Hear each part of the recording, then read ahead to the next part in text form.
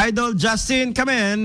Naangay di Marso 23, Domingo ti Run for Hope, 2025, J. Ilocos Norte Capitol. May sa dayti a panra na panggep ti panang ipatungpal, ti salunat, iti panagkaykaysa ti komunidad. Naragsak ka nakipartisipar dagiti partisipante, manipod iti nagduduma a sektor tapno mga ipatungpal ti maysa at tarigagay, ti panagtinulong para tinasayat ang masakbayan. Nagyaman ti samang Ilocano a bukbuklen dagiti voluntaryo ken sponsor akas ti IFM Lawag. Gapot aday iti apanran ket nagbalin na balay ni Mr. Arvinil Mark Mateo. May saka dagiti nang idaulo ti aktibidad ing palagip na ti kinapateg ti panagkaykaysa iti daytoy ataray.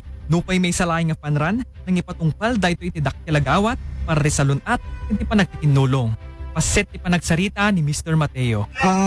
Ti komunidad parang nang titi suporta panggap iti pinangtedmet ti dagiti materyales sa masapul dagiti kita ito nga event meetup na baling nga successful kaslang kuma dagiti materyales nga inaramat meetup ta inted dagiti natutulong ken naanos nga sponsors kita ito Run for Hope. Well, dito fun run, it's not only for fun and it's not only for the happiness. Ngem adda data tayo matawtawag nga benepisyo ti health. Ken dito nakita tayo nga it's not red, green, pink or any color ti politics.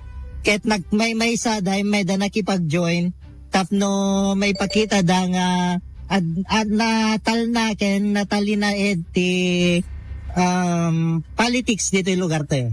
In God's will, maulit man dito yan, ket sabay kumatag, balinto pa nga, successful namin dito event min, kaya't mi pa nga, agbalin more success para iti grupo meetup no.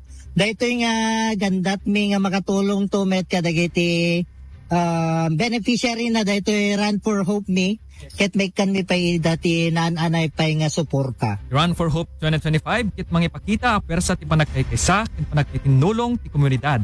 Ipakita ti aktibidad ano adda panagkaykaysa adamit ti gundaway makatulong ken mangiturong itinasayat ken nasalunat a masakbayan.